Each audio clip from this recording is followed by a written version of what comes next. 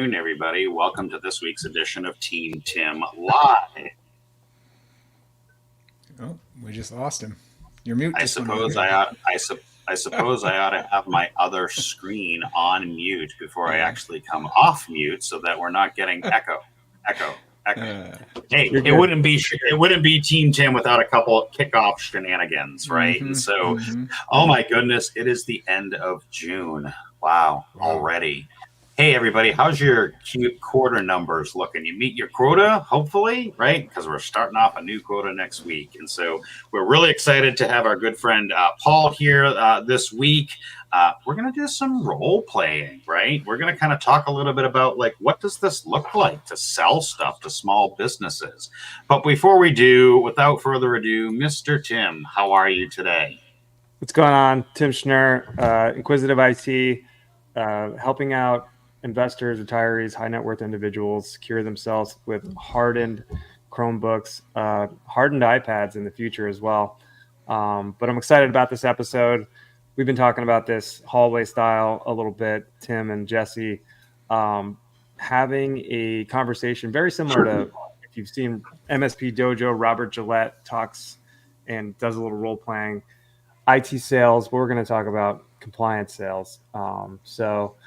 Well, we won't jump straight into it. We'll talk specifics and kind of is it inbound, outbound, give you a little more context just so that I think we can help you, understand how we've gone to market, what our experience is there, and what's worked and what hasn't. Mm-hmm. Awesome. And obviously our good friend Jesse, hey, did I just see something on LinkedIn a second or two ago? Did we have some sort of empathic kind of thing happen on LinkedIn? What's going on, my friend? Yeah, no, we've been working on this in the background, and it's kind of been happening informally. But Power PSA and our vCISO training platform, PowerGrid, are joining forces with Empath, which is an upskilling platform and an LMS for MSPs, to deliver a co-branded extension of PowerGrid's functionality. So obviously when you come into the PowerGrid, you learn how to build and scale vCISO programs, start to finish for your business. Inevitably, you're going to run into that you're going to need people to deliver those skills and those services. So although you may have skilled people, you want to continually upskill them and build a pipeline of talent. And that's where Empath comes into the mix. So basically, long and short of it is any PowerGrid member is going to be getting a free Empath membership for the perpetuity of their license in the PowerGrid. And then eventually we will be bringing some more pieces of that to Empath as well, but there's more to come on that. So yeah, very excited about the partnership, and I think it's a win-win-win for Empath, PowerGrid, and the MSP community. I love that. Jesse bringing the power, right? Awesome. Yeah, connect to the grid, your source of power. Exactly. I love what they're doing over there at Empath. We've got a couple of courses that we're building out right now. We're kind of eyeball deep into what the heck is governance, what the heck is compliance, and we're rolling those things out. Our good friends Alex and Wes. So I love what you're doing, Jesse. All these things coming together, right? Jesse's with the PowerGrid, myself with a couple of GRC tools, and hey, we're talking about selling compliance. But before we get into that, Mr. Paul, come on up and say hello, my friend. What's going on? You got a new gig going on, my friend, don't you? I do. I've only been here since April 1st with Estendio. I think we've all known each other from the channel for quite a while, but yeah, it still feels pretty new. If it was a baby, people would still be asking me if it's sleeping through the night. Awesome. You want to talk just real briefly? I'll give you an opportunity to talk about Estendio, of course. This is your time to shine, my friend. Well, thanks very much, and I appreciate you having me on today. Much appreciated for the invitation. Estendio is a full compliance and risk management solution, GRC software at its core, but we consider ourselves channel first, partner obsessed. I know you hear that a lot. Tim, I was an MSP for 14 years, right? And I was working very heavily in healthcare, DoD manufacturing, kind of those compliance-centered industries. And something that I think you and I definitely agree on is that the MSP space has struggled with getting the client base out there to really adopt to compliance and cybersecurity as time has moved on. They've struggled to find the right platforms and tools to help deliver that. And at Astendio, we think we can solve that problem. We are a zero barrier to entry, walk in the door, start working with the product, now kind of the platform. And we will teach and enable the MSPs to do exactly what we're doing today, which is talk about how to go to your client, talk about cybersecurity in a way and compliance in a way that won't bore the living hell out of them, and get them to move and actually make decisions. So hopefully together we can all do that. I love that. I love that. And you know, we are competing products, but you know me well enough to know that I like to leave my logo at the door, right? Because I believe in our community working better together, right? We at Compliance Scorecard are really wanting to work together with our partners like Jesse, like Tim, and hopefully eventually Astendio, right? Because we all recognize the challenge that MSPs face when it comes to this big, scary, compliant world. And that is not just educating ourselves as MSPs, but being able to have that conversation with our customers and getting them interested and being able to be better defensible, right? At Compliance Scorecard, we help your MSP have that risk conversation with your customer using our easy to understand compliance scorecards, backed up by our peer group. All right, enough self-promotion. Let's get into this whole thing. You know what? Maybe I'll leave you and I side by side in this layout for the moment, right? Because I love this. Point out that you said you were ditching your logo to just uncover it right behind your head there. So Yeah. I'm not taking my screen down. There is a thing such as subliminal marketing, right? And normally when I do TEAMTIM, I generally try not to wear the compliance, but I literally just got off another live stream 5 minutes before this. So obviously I did the thing over there. I didn't have time to change a shirt, but maybe I'll just wear it backwards. Oh, I can't wear it backwards. I'll have to wear it sideways. Yeah. Anyways, not bad from that guy. Yeah. Tim's like the girlfriend in the Truman Show, like. This side? Yeah. Is it on this side up here? All right. So we have a scenario, don't we, Tim? Yeah. So, I mean, let's just talk a little bit about it. Like, we need to provide enough context here so, listeners can understand. And please jump in on the comments if you have scenarios where you've struggled or, tried to sell compliance.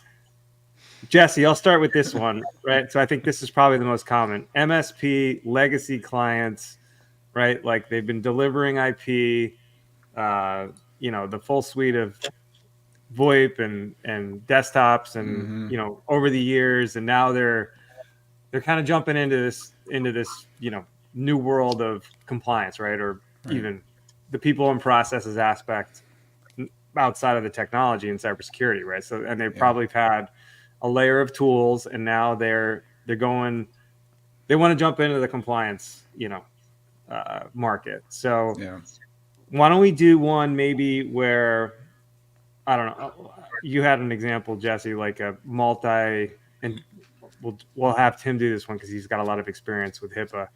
And so does Paul. So there's Paul. Yeah.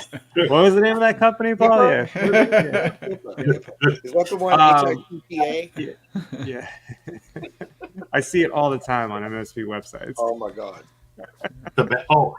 I got the badge. I won compliance. Right. So Jesse, kick us off. Yeah, let's say we have a 4-site dental regional or local dental office. Right, we're looking at 5 to 7 users per location.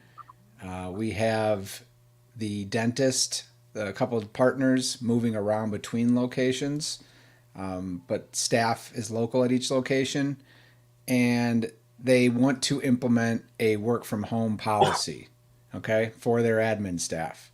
And this is the type of company that you're working with. You're preparing for this meeting.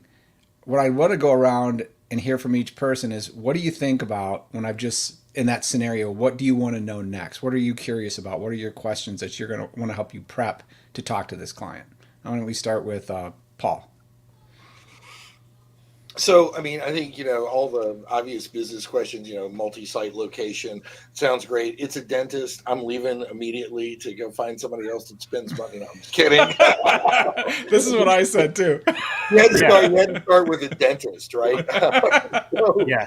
So, let's change it real quick. Let's switch it to dermatologist. All right. We got some money in the business. Let's put it that way. Let's leave chiropractors and dentists to their own device.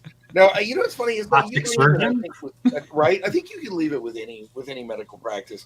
The first questions that you have to ask when you go into this stuff are really business questions, totally agnostic to the cybersecurity environment, because that's the way that the business owners themselves view it. They're not looking at this through the lens of cybersecurity or your IT services. They're looking at it from like, my computers are at the office. I have to get these people in. They're not worried about the safety aspect of it. They're worried about it screwing up their workflow, not being able to monitor their employees, know if they're actually working, all those kind of things. So I think the first thing you have to take a look at is, when you're working today, are you already in a process that makes you feel how, right? And you want to go in asking, are you nervous around the employees themselves and the environment, or do you feel pretty confident that your people are already doing your job? Once you have that in your head, to me, I know what direction I want to steer them from a business conversation, because my perspective in this whole thing is that they're going to buy cybersecurity and compliance because I'm either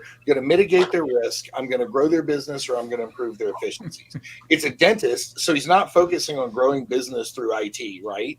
And they don't understand their risk. What is keeping them awake about making their people work first and foremost? And roll this back. Well, you're killing me. And roll this back into a real conversation. So I'll have it back out for Tim. Yeah. So the first thing that I think I would kind of think about when I walked into the plastic surgeon, the dermatology office, or the dentist office, and think about, wait a minute, how are your employees working from home?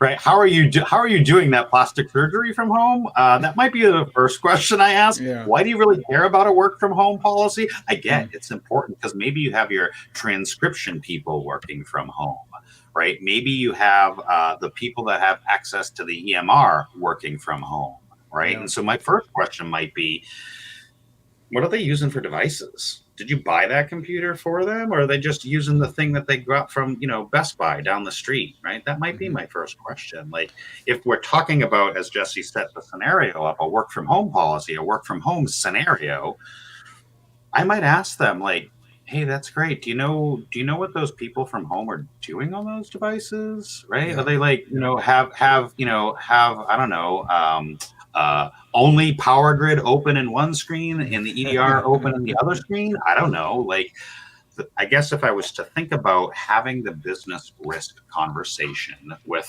the practice manager, or maybe even the head doctor there, the first thing that I would ask them is, like, do you even care about what they're doing on that machine that you don't own, that has access to all that data? Like, does that even something that would that comes top of mind for you? Yeah. Because if it doesn't, then I'm done here. Like, I can't sell you a work from home policy because you don't care about it. Yeah. If you did care about it, now we can get into, like, oh, well, let's just assess that, right?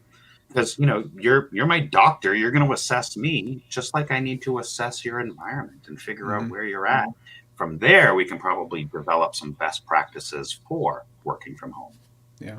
Yeah. Nice. Tim, what do you got? I think some of it is objection handling, right? Like, they're gonna have a budget. They're gonna have kind of, I don't want to do that right now, or, but Tim, I think you're talking a little bit more of you steering the conversation, right? Like, in terms of working from home or risk, or, Paul talked about, what's the business needs. So it's a little push and pull, right? So. Yeah. Yeah, I think for me, like, I would, it's going to differ, and I guess what I would want to know, and maybe something that we'd want to have different playbooks for, is what type of prospect is this, right? Is it a existing client, Is it a new prospect? Did they reach out to us? Were they a referral? Did we reach out to them? Those are all go right to ICP. Why wouldn't you? Like, you didn't set that up in the beginning of the conversation. I was assuming it was an existing customer, damn it.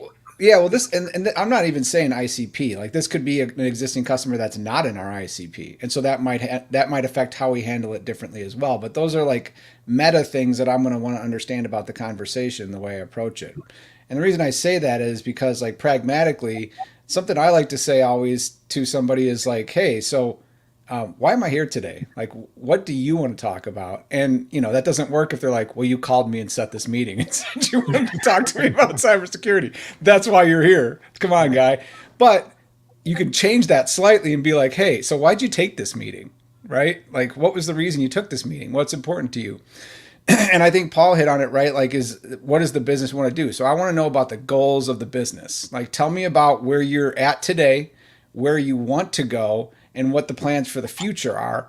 Because, I think a lot of times we think about, we need to talk about cybersecurity when really, and I think Paul might have said this as well, is our purpose is really to have a business strategy discussion that happens to be about cybersecurity, right? So why did I take this meeting? Oh, well, we're worried about our security. We're worried about that. Well, tell me more about that, right? What's the goals for the business? I want to establish that because I want to anchor cybersecurity outcomes to that, and I want to make it business outcomes. Like, okay, our goal is we want to open 2 more locations within the next 2 years. Okay, how do you see cybersecurity as being a barrier to that? Because I want them to sell themselves on why they need cybersecurity, right? So they're going to tell you, we're talking compliance today. So why do you think you need compliance, or why do you need someone to run your compliance? Things like, have you tried to do this internally? What was the outcome, right? Why hasn't it been successful internally? And having them tell you that, and then saying, and then anchoring that back to that business outcome of, okay, so it hasn't been successful internally because you don't have the internal expertise, and that's holding you back from opening your 2 locations. So all of a sudden you've created that gap, and you're saying, okay, the status quo is not going to work for me, because what happens if I don't do this? I'm not able to open those 2 locations. I can't hit my revenue goals, and I'm stuck standing still. So now there's no option to say, well, I'm just going to kind of just keep doing what I'm doing, because they've convinced themselves and told themselves that that's the problem that they need to solve, and that's why you're here. And so now you're anchored in their mind in that piece. So that's really high level, but at a beginning stage, that's what I want to think about. And I want to have that business conversation and get them talking about their goals for the business. And then we can tie that back to, again, I might come out of that conversation and be like, there's no way I can help you because you have all the things you need. And you have, my goal is to get you to good enough security, a place where you're resilient enough for your risk tolerance so that you can recover quickly from a breach or a problem rather than have it hamstring the business. And we're going to find you the best mileage for your dollar on your security spend with our compliance program. And that's what we're here to do.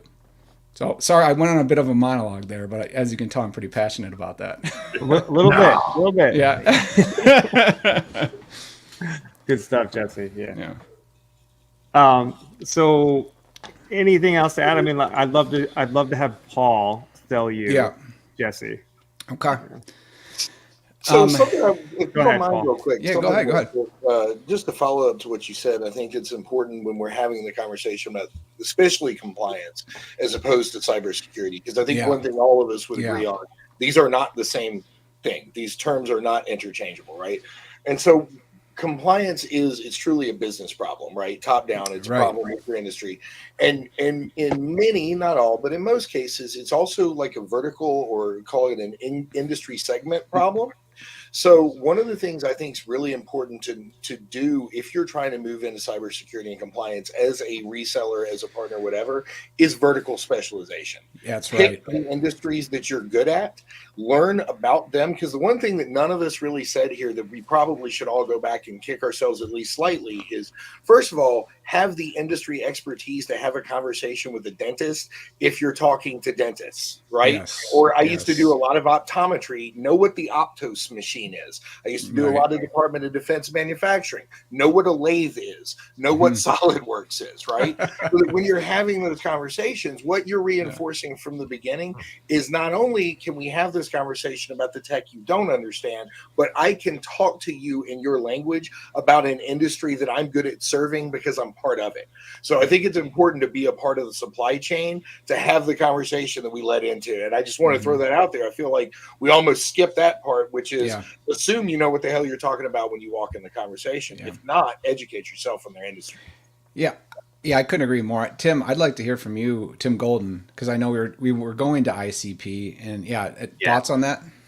I mean, that builds customer trust, right? The number of MSPs that I talk to that are interested in compliance on a daily basis, and I kind of ask those probing questions, like, tell me about your client base, tell me what you're doing, right? What are you currently doing? And 100 times out of 10 I hear, well, they're all over the map. We have some of these and some of those and some of these and some of those and some of these, and I'm like, Paul, you hit the nail on the head. Like, as an MSP, ones that can scale well and ones that can have that conversation well are ones that pick a vertical, pick one thing. Tim, I say this all the time, pick one thing and do that really well, and then go to the next vertical and learn all about that, and then go to the next vertical. So that conversation that I have daily around, tell me about your customers. Tell me about the pain points within those customers. Tell me how you're approaching those customers. Are you even approaching those customers? And what I find 9 times out of 10 is I pivot the conversation from,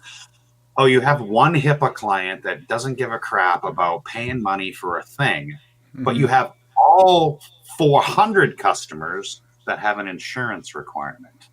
So let's talk about building a compliance package around the insurance requirements that you can actually sell, that they will actually understand, that will actually hit them in the pocketbook. Yeah. Right. And so these kinds of conversations around pivoting to the MSP and more so to their customer.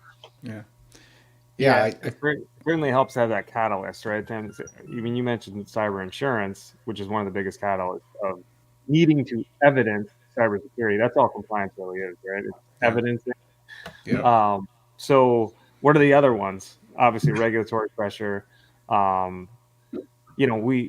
talk about the people and processes of, that's part of the, compliance does bring some best practices along with it, which is nice outside of the cybersecurity tool set that we kind of opened with. But, so what exactly is that catalyst? It's obviously really helpful before you get on the phone or get in front of them to know what they're, at least have a hunch of where they're going with it. So I think that's right. And I mean, Tim, just from what you're doing with the hardened laptops, and your niche is extremely specific, right? And so I think that's a good thing. I like to see people doing that, right? So I think you're speaking from experience. You're like, hey, let's talk about privacy compliance. That's another piece too. Is privacy is going to be a big thing, but nobody talks about that. We just talk about cyber. Yeah, the NSP world. That's like the no. Well, and that's why I think, like, sometimes I will say we want to get away. I don't want to say this the wrong way. Is we want to get away from compliance? No, but maybe not calling it that, because if I tell if I tell an MSP, my client, that I have a compliance and advisory package, they're like, oh, I don't need compliance, so I don't need that. They're immediately writing you off, right? It might be a cyber advisory package that assists with cyber insurance qualifications. If you have regulatory, we can help with that. But really what we're doing is providing governance and oversight for your cybersecurity program to get the best mileage per dollar, or the best protection per dollar for your spend, right? That is a much different business outcome discussion than hey, you need to be compliant. I don't need that. Compliance can mean this. They've already written you off, right? So, Yep. And it's hard, Jesse. I mean, that you're talking about compliance, right? So, like, just this evidencing aspect and backing into it. Like, is it cyber insurance? Is it something else? Yeah. And I think that yeah, and it's hard too, because if you were their MSP and all of a sudden you're like, what's this other thing you're trying to bring in my direction? right. Well, and I think too, like compliance is something that you're complying with something, right? With a framework or a standard to help secure yourself.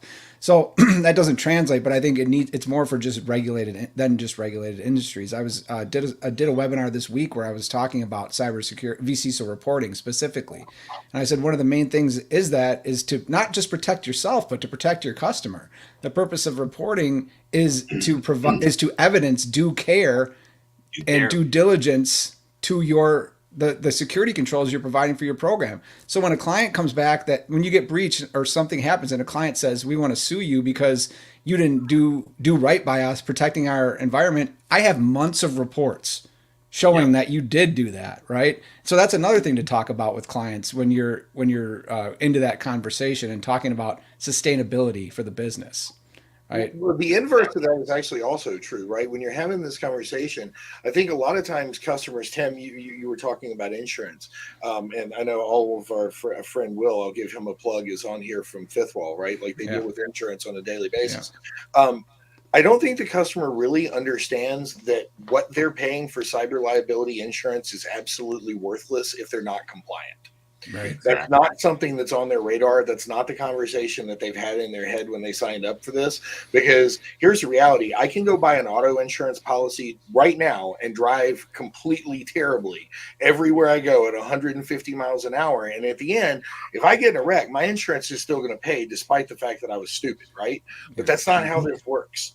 On the cyber liability insurance policy, that ain't the show, right? Mm-hmm. What happens is you told them you were doing certain things. You contracted based around what you're doing. Mm-hmm. And one of those things that's almost universally true in every application is one little question: are you complying with the data sovereignty and security laws and frameworks around which the data you are in has held, right? Like, do you do it? I used to have attorneys that would argue with me they didn't need to be HIPAA compliant. But when they read their cyber liability insurance policy, it is impossible to argue that when they ask about the data you hold and the laws applicable, they don't mean HIPAA too. They absolutely do mean, are you doing it? And when you finally have something happen, all those years of paying for that premium means nothing. And it goes away in a flash, and you are completely unprotected. And God forbid, your insurance company has already started defending you. They will sue you for their money back, and then they will drop you. It is not worth it, right? But people don't have that in their head. And I don't think partners are comfortable having that conversation with the customer because they don't like making them uncomfortable and feel like their investment is a poor one. You ain't compliant, just quit paying for cyber liability insurance. It's worth it. Right, exactly. So I know we're about halfway through. I know we had a couple of scenarios. I'd love the path that we're on right now. I'd love to continue on the path right now, but I want to make sure that we're kind of, our audience is kind of expecting, how do we sell this stuff to SMBs, right? And so we have multiple more scenarios, or we can keep going down this cyber path. What do y'all think? Well, I'd like to just go back to our current scenario and just talk about a few quick objections and what are ways to think about them, right? So it could be your conversation goes great and they're like, yeah, that sounds awesome. Like you're going to come in, you're going to help me get my compliance right. It's going to protect me. I'm going to be both compliance and resilient.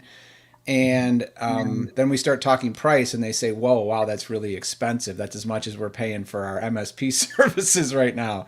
How do we address that? And how do we talk that through with them because we know what they want, but they're getting sticker shock, and how do we kind of realign that once we get that objection? Open that up to the group. Who wants to go first? So I'm going to put the MSP hat. I'll put the MSP hat on and not obviously compliance scorecard hat, right? So, as an MSP, we deal with pricing objections all the time, right? And so we need to make sure we have part of our sales playbook well thought out to be able to be preemptive in that, right? And be able to, like, before they even get the sticker shock and we hand them.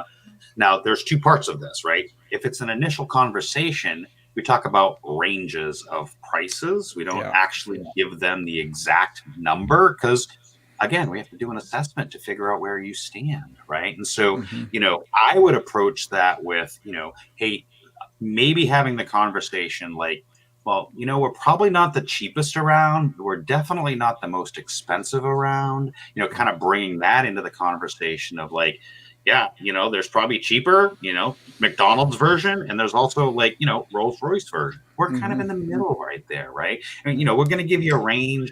Tell you what, we're probably going to start with an assessment, right? We're going to figure out, just like you would like what's broken with my foot or my skin or whatever, the thing on my nose. We're going to assess you.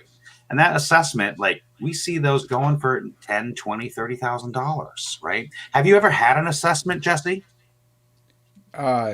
No, we actually haven't. That's why we're talking today, because All our right. other So great, right? You know, you could probably go to Upwork and all the Fivers and the things. You could probably find them ranging $5,000, $6,000, $10,000, right? But if you had an assessment, and this is the conversation I had with the MSP the other day, their optometrist has been paying for assessments. They've been paying $20,000 to $25,000 annually for an assessment. Right. You know, because he had that relationship with the optometrist, he could ask him. He's like, "Yeah, we're paying 20 grand. You know what? I'm the MSP. You know what? I'm going to do this work for at least 20% less than what you're currently paying." Now, I'm not the most expensive, but I am the most experienced, right? I can tell you about this. I can and rattle off because you're an industry expert. Like, I know what goes into ears and blah, blah, whatever the scenario is, right? But coming into that conversation, being educated about their business, right? As Paul said before, vertical specific. I know what that lathe does. I know what that CNC machine does. I'm an expert in that business. And I can talk to them in the terms and relate it back to, you know what, I'm probably not the cheapest, you know, but I'm definitely not the most expensive. But the value, and regurgitate the value around that. Right. Right. What do you think, Paul? I think it's well said. I think, and so well said that the only thing that I'll truly add into that at all is that vertical specialization, that industry expertise is translated very well when you remind them that you're a member of their industry. So one of the things I used to use in like real-time conversation, talking to a manufacturer in Michigan somewhere, I would point out that I'm in the DoD supply chain. I'm just like you. I'm in the DoD supply chain. We fill a position therein. We're a service provider for people like you. And you know what, man? I think CMMC is crazy. I think it's not been rolled out super well, and it's a lot for me to keep up with. Are you keeping up with this? What do you think about what's happening? When I would do healthcare, I would look at a doctor and I would say, so we view ourselves as a healthcare organization. I know it sounds weird. We're an IT company, right? We're a healthcare organization because a lot of my clients, many of my clients look just like you. That means I have the same problem. What are you doing today for your compliance program? You know, like, how does that currently work? And ask them for an answer that in a way you expect a response to. It's not a yes or no, because the worst question in the world is, are you worried about compliance? No, I'm not. Are you HIPAA compliant? Yes, I am. Right? Like, it's conversation killer. If you're in their position, if you're a part of their industry and you explain it that way and you say, look, so, I mean, I know what I'm doing. Tell me about what you're doing today. Because I imagine, you know, if we go down this path, you're going to want me to do the same for you. I'm happy to do so. What are you doing today? People, when they realize that they're out of their depth, is one of the best moments to talk to somebody and have a real conversation about value versus cost and what that looks like. They realize they're out of their depth. If you scare them, scared people don't buy. So I know so many MSPs that go in here and they're like, dude, you're going to get hacked. They're going to steal all your data. The government is going to fine you $100 million and they're going to put you in jail. And by the end, if they believe you, they're like a shuddering mass over huddled in the corner crying, but they didn't get their credit card out. Like, they want to go home and call their mom, right? That's not what we're going for here. What we're going for is to make them understand that they're an expert in what they do. And to an extent, there's a portion of it, you're an expert in what they do, a different layer of this. And there's a place where we come together, and that's, listen, the quote that I'm going to give you is going to be what we put in place for most medical organizations of your size. A medical package looks like, and to Tim, to your point, there's a price range the first time around, but you center it back on who they are. because the worst quote in the world is one full of line items that I don't value, IT terms and acronyms that I don't understand, and a user cost, because and I don't even really love the per user or device model. I think the more modern model where you're saying, like, for your organization right now to take it over is going to be $5,000 a month. And then after that, each additional user package like has a cost, right? But I believe by doing that, you're setting a value on the service as a whole, and we get hung up selling, because every time you say per user, every customer goes, well, Janet only comes in 2 days a week. Is Janet a user? Right? I don't know why it's always Janet, but she never works a full week, right? And she works from home. Right. On our kid's laptop, because we're trying to sell a work from home policy. Right. So go back to that. Janet works from home 4 hours a day. Yeah. That was some excellent stuff right there. Yeah. It's funny. Go ahead. No, go ahead. No, I was going to say, it's funny. Dave earlier commented, said Jesse's on a rampage. And it's funny because he's in the power grid and we were having this exact conversation today in our office hours. So just getting a little warmed up. So I'm glad he got heard someone other than me say the same thing. Yeah. But I got a scenario here. I'm just reading this from Dave here. Yeah. What does it look like to recover from a ransomware attack? And again, tying it to those goals. Like you said, you don't want to scare people, but I think you need to have them face the reality. And like you said, Paul, realize they're out of their depth. If I had a ransomware attack, I would be out of my depth. I want them to say, if I had a ransomware attack, it would suck, but I could be okay and we could be back in business in a couple of days because we have backups, vetted redundancy and everything else that, it wouldn't be fun, but we'd be all right. So I remember what it was that I wanted to say, and it was kind of backtracking a little bit on what Paul was talking about earlier, and that's words matter. Right? If I go into my customer and I say to them, I want to audit you, they're going to freak out. Right? If I go to my customer and be like, hey, can I assess where you are? Can I evaluate how things are going? Right? But if I walked in there and I'm like, let me audit you, they're going to freak out. I've been doing a lot of research around the psychology of buying and selling, right? And words really matter. And so I did a post on this the other day, tax audit. When you use the word audit, where does your brain go? You instantly go to IRS. They're going to rip me apart. I'm going to lose my life, blah, blah, blah. But if I walked in there and I said, hey, why don't we just assess where you are, right? You know what? We're going to move this project forward. I understand now, you're worried about a ransomware attack. In order to figure out where that is, how about we just assess where you are? We evaluate what's going on. You'd never hear the word audit from your doctor. You would hear evaluate. You would hear assess. Right. So when we as MSPs are talking to our customers, right back full circle, use the vernacular that they are used to, and don't scare them away with the word compliance or risk or audit. Talk to them about evaluating where they are, understanding their risk, understanding the things that they face. So, all right, off my soapbox. Yeah. So I'm going to back up here. And I think this is a very real scenario. I kind of cooked this up earlier. So let's just try to do this and we'll see how it goes. Yeah. Let's do it. So Jesse, I want you to sell. Tim is going to be a customer. And this customer, here's the scenario.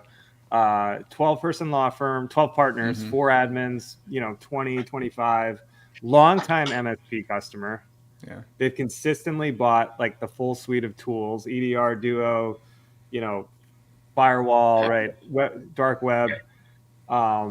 These guys are in New York State. They lack policy, any kind of governance in the lot, right? Like I said, all they've really, their entire IT, everything's been fulfilled by the MSP.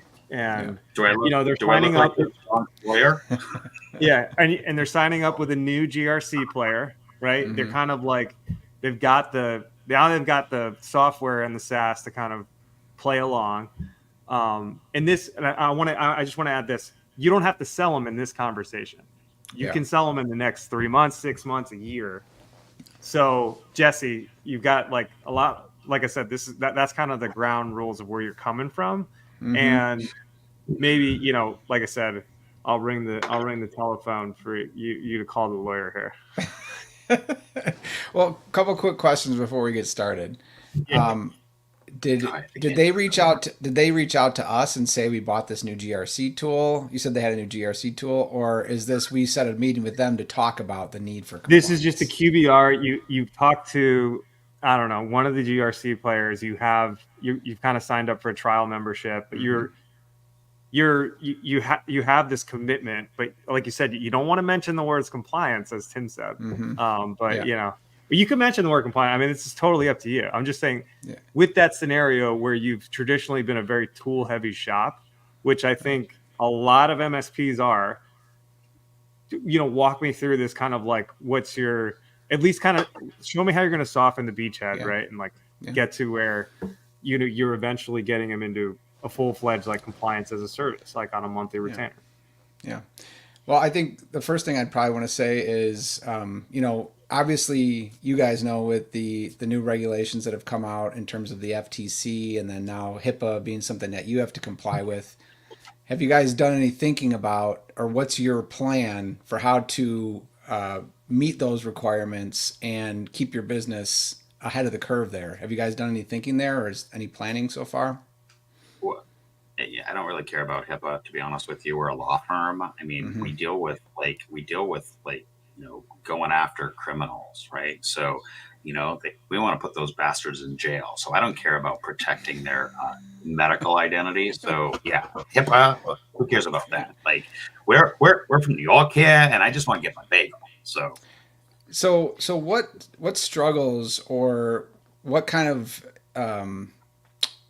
issues have you come across with your program that have caused you to slow down in business? well, I don't know. There's obviously there's tons of criminals that are in New York here. So I don't think I've really had a lot of struggles with the slowdown of the business. In fact, we're overwhelmed with all these records that we kept getting from the damn police on like trying to Mm-hmm. prosecute these people, right, and or defend them or whatever. Like Yeah. we are overwhelmed with the amount of like criminals that just keep coming in and all this paperwork and all these electronic records. I mean, Mm-hmm. some of them come by fax, most of them come by email. It's just crazy. Yeah. That's the problem we have, is the bottleneck of all that data coming at us. Yeah, I hear you. It seems like it exponentially increases every year. I know from our end, like having a lot of customers that are like yourself, we see all of that multiplied through our environment. So we've had to get pretty streamlined about the way we handle our data processing. In terms of the data processing, you say you're overwhelmed. How do you guys plan to address that, or what's the plan, I guess, so we can be prepared to help you over the next 6 months to a year? Is it to address that influx of data? I mean, if you could just make it easy to like pop it in our system and I don't have to think about like, Mm-hmm. yeah, I mean, we get names and addresses and birth dates and social security numbers. I mean, we get all this crap thrown at us. Like sometimes it's Mm-hmm. thumb drives. Most of the time it's over email. And Yeah. then like my staff doesn't have any idea what to do with it. Like they're copy and pasting everywhere, saving spreadsheets, trying to do from spreadsheet A. And then, then Paul doesn't have access to Tim's spreadsheet. I mean, it's a Yeah. mess. Yeah, I hear you. It sounds like, and correct me if I'm wrong, but this is causing some resource utilization and potentially some margin issues with your employees. Would you consider that accurate? Well, I mean, yeah, everything's billable hours, right? And so if Yeah. I'm, if my support staff is, wasting all this time copy and pasting Mm-hmm. and not really having some process to actually manage that, like, how I run a trial? Like, I literally have this step by step. I know what I'm going to say. I know how I'm going to do. Like, I have my process for running my trial, but Right. my support staff, like, are you kidding me? Like, Sally's, sharing a spreadsheet with Chan. It's just a mess. Yeah. It's just a mess. Yeah, I hear you. So it sounds like that's something that we need to solve for you as your technology partner. Would you agree with that? I mean, if you could fix that, get my staff in order and Mm-hmm. regain that efficiency, and I can actually bill appropriately and put them on things that matter. Yeah. Yeah. Okay. Well, I mean, we'll probably have to go back and figure out a custom plan for you here. But I think the way we think about security and compliance is that really those two things are a byproduct of quality. And so when we improve our processes and have efficiencies and optimize how we ingest data, that data is Right. tagged appropriately. We have rules for that. And so that not, I mean, yes, we have compliance and security. And I know, like you said, it's that you're a lawyer, you'll figure it out and you'll probably be able to litigate that away. But I think if we can knock out two birds with one stone and actually create optimizations and help you gain margins in the business while at the same time creating a little bit of a safety net there with your compliance program, that might be a way to approach this. Would you agree with that? I mean, if you can make my staff more efficient, like win, right? Because Okay. if I have to listen, to Johnny Janitor complain one more time about copy and pasting from spreadsheet A to spreadsheet B, and Sally didn't give him access to that spreadsheet, like, oh my God, like just do your job, people. Like, do your job. Yeah, like I said, we look at security as a byproduct of quality. And so I think what we should do is come up with a plan that gives you an optimization in processes while doing what we call shifting left and building security and compliance into that stack. Oh, you mean like proactive? I'm a prosecutor. Like, we're not on the defense side, but we're more on the proactive side, right? So I love that. Like, if we can get more proactive, what did you call it? Shift left. Shift left, yeah. So I think that's what we'll do. Let's come up with an optimization plan for your data ingest processes, and with that, we'll include a compliance piece where we're tagging that data as it comes in and creating a program to make sure that that's all in the right place. So not only can you increase your efficiency with your admin staff, you can be able to comply with any standards that may come up in the future. And so in a way, we're future-proofing your program while at the same time giving you some business efficiency. So yeah, let us round up and get a plan put together for you, and then maybe we can talk in about a week or something like that. All right. I'll have my secretary, Tim, give you a call and schedule time, and we can kind of move that forward. Yeah, sounds good. Can you transfer me over there right now? I want to make sure we get this on the books so we don't. Time's up. So Paul, what do you think? I think Monday morning quarterback here. I think Tim. Yeah. I think How did the quarterback play? Are quite powerful there.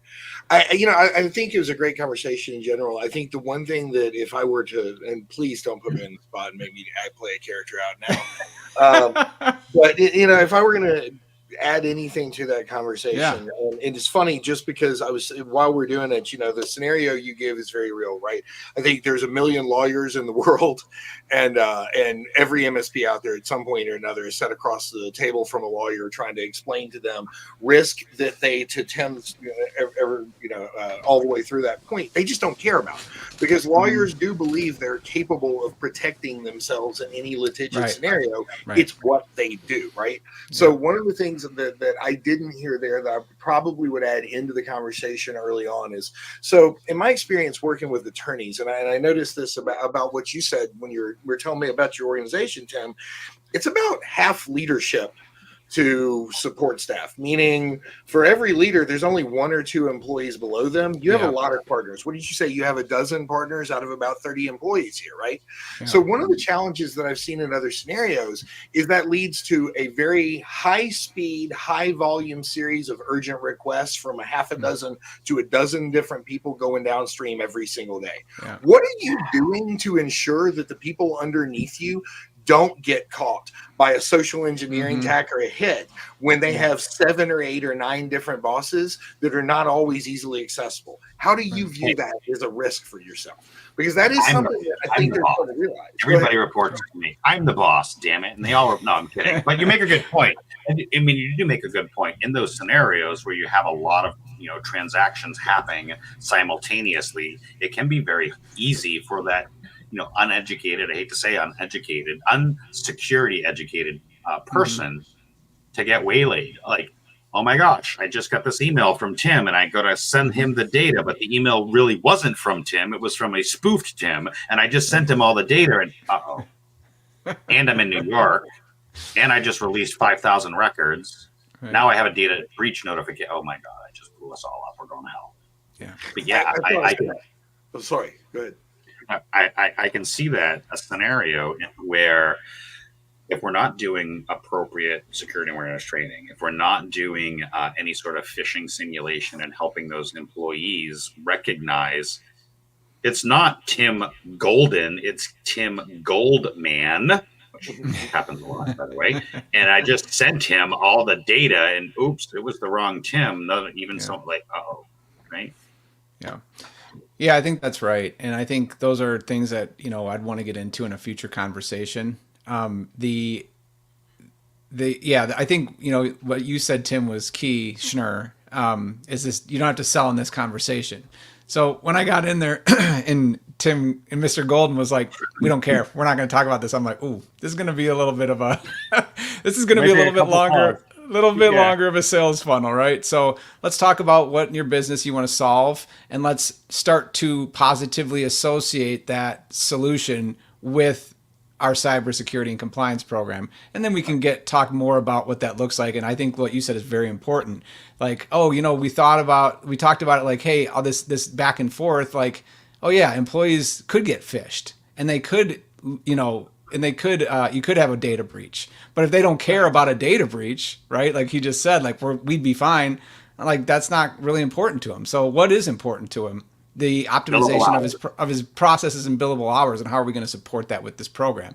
And at the end of the day, it's going to be a lot more conversations, because this was definitely a top of funnel client the minute we got into that. So yeah, right. Well, but in my work as an MSP dealing with law firms, all they give a shit about is billable hours and efficiency. Yeah, it's funny. All the other stuff, I can litigate my way out of. Yeah, you gave me a tough one, because when I was running the VCSO program at our MSP, we specifically qualified out law firms because of similar types of conversations. But I love a good challenge, so I appreciate that scenario. So I made that comment. I love how you baked in, as you said, efficiency, automation with security and compliance.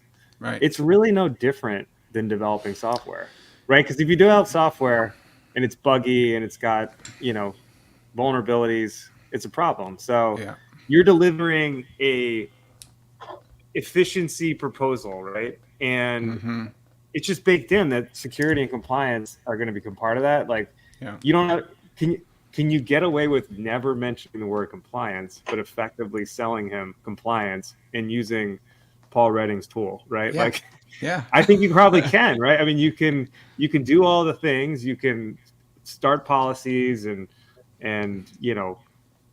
track and I think compliance is a lot of it's just like project planning, right? A lot of it is just people doing things at a certain time and reviewing things. So when you baked in this automation and efficiency play, it's gonna require software, maybe not. It's gonna require some kind of tech play, and I think that's built in. And more things should be like that, right? I mean, AI. We don't even want to go down that road, but everything about all these efficiencies with digitalization, it's like, right, when are you going to pay the security tax? Yeah. To Paul's point, are you sick of 6 or 7 different people contacting you, asking you for the same thing? We need to put some governance in place around that, so you'll get security, because people have to follow a procedure and they can't just do stuff. Isn't that annoying? Oh yeah, I hate when that happens. Right. So it's going to take annoyance out of your life, and it's going to create a more secure environment for you, right? So we're enabling the business while protecting the business, and I think that business discussion is exactly. It's hard to do in the moment, especially when you have somebody who's getting under your nerves or being difficult, right? But you just talk slower, take a breath, and just think about why they may be being that way, and be curious and start asking questions, right? Guys, I have to throw this out there while we're having this conversation right now.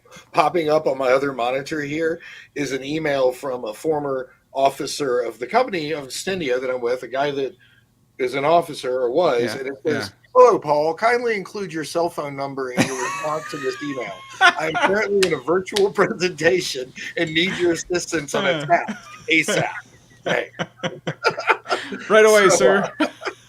Not always sounds we're doing a presentation around security. I just got my hourly, smishing and phishing message. Here we go. That's too funny. And your date of birth and your Please follow with your bank account number. I got one. Again, I'll similar here, and then we're gonna need to get into our key takeaways. But we got one this morning to our billing address, which was, please remit the overdue balance for your tech E&O insurance and it actually came from the Hartford group, which we used like 3 years ago and have never talked to them since, right? Please, and like we're sending you to collection. Like I was going to send this to our good friend Will and others over at Fifth Wall because it came from the right domain, right? It came from the real web address, and I'm looking at the body of the message, and it's like you are fined $200 for not doing your ongoing tech E&O insurance, and please click here to fill it out. And I'm like, it actually is legitimate, but it's a phishing scam from the company trying to get me to re-up with them that I ignored 3 years ago because I moved to a different company. And I'm like, how can they get away with this crap? It's actually the company scaring me into renewing my thing because I'm now in collections for a thing that I actually never even bought. It's crazy. It's truly crazy. I wonder if it was they didn't have DMARC set up, so someone was just able to spoof their address. Yeah, well, I haven't investigated it yet, but yes, it's like legitimately their domain.com. So anyways, I digress, but this stuff happens all the time. And, for us as security people, as compliance people, being able to have a relatable risk conversation is what this really all boils down to. We're on our last 5 minutes. We'd like to take this opportunity to have at least one key takeaway. Jesse, Paul, or Tim, are either of you ready? And I'll bring you up first. Yeah, go ahead, Tim. All right, Mr. Schnurr, what is your key takeaway? Yeah, so key takeaway, like I said, selling compliance, don't ever mention the word compliance. Words matter, as Tim said. You're really just trying to add value to the business. So they probably had, I put this scenario out there specifically about a legacy MSP that had a layer of tools, and now they're trying to sell many of the aspects of people and process. Jesse, I don't know if that got kind of mixed into the exchange you had with Tim here, but we'd love to do this again. But like I said, words matter. You're trying to add value to the business. Security, doesn't always equal compliance, but it can equal compliance. And if that serves as best practices, you need people and processes as in addition to technology. So, like I said, I love this exchange that Jesse just had on selling, kind of upscaling the business. Take it a little bit by bit, right? You don't have to sell them all in one call. It's meeting by meeting by meeting. You've got a year to do this, but you want to transition into adding these to your line card. All right, Mr. Jesse, you good for next? I'm good, man. Let's do it. Yeah, I think a couple things we didn't get to talk about. I want to say that Paul's advice on aligning with social proof for their specific industry is very important. So if you go in and you talk about some great results you got for an SEC regulated investment firm, and it's a HIPAA regulated dentist office, they're going to say, so what? we don't care about that. So I think that I'm going to do two takeaways. So I think that's super important. And then the other piece to remember through all of this is we always tend, because we're all selfish by nature, we always tend to make ourselves the hero of the story and talk about what we can do and how good our systems are and why the client needs to use us for their security. Well, remember that the client is the hero and you're the guide to their hero story. So you need to find out what their hero story is in their own mind and how you play into that and facilitate that and make that achievable for them as a business and as a founder or business owner. We don't need another hero. Oh, sorry. Sorry, my brain I hear the word hero and I go right to it. Paul, what about you, my friend? And great stuff, Jesse. Thank you for that. I'll tell you something that I don't think we touched on today that I would like to kind of leave everyone with, because I think we've had some great points that were very well made, and you guys are killing it on your follow-ups here. The last thing I would say is when you go to an MSP community event, I don't know, go to IT Nation or DattoCon or wherever you want to go, and you see all of us in the industry together, and you wonder, why are these people, these MSPs, not like competitive with each other. You see two MSPs from the same city sitting at a bar, having drinks, sharing the war stories, and becoming best of friends. And why is that? Why is this industry not competitive with each other? And how the hell does that make any sense in the conversation we're having about? And I'll tell you what it is. Other than other MSPs that you meet and people like us in the industry, nobody knows what the hell you're talking about on a day in, day out basis. They don't know people. You're talking to your customer. If you talk to them the way that you talk to me, they don't know what the hell you're talking about. And so you have to drop the MSP lingo, the acronyms, the push for enterprise tools in a small business environment. Nobody cares. You have to figure out what your customer cares about. You just stole one of the things I was going to make a point with, which is people are selfish. They care about their own business, their own industry, and their own expertise and world.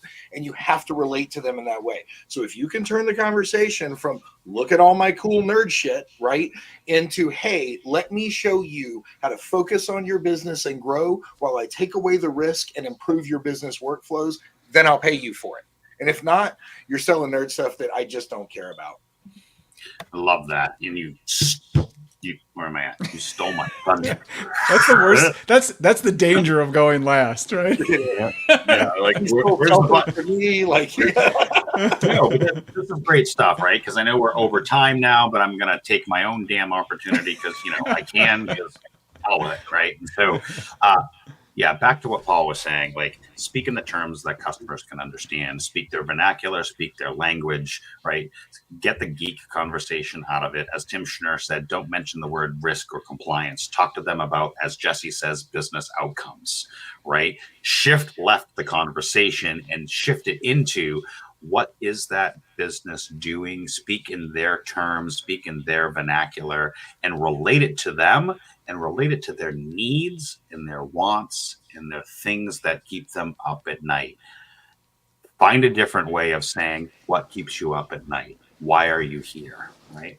That would be my key takeaway: is talk to them like they're 5.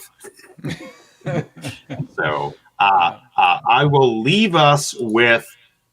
We are 1 minute over. Thank you, everybody, for allowing us to stay a little bit later. We are always cognizant of the time.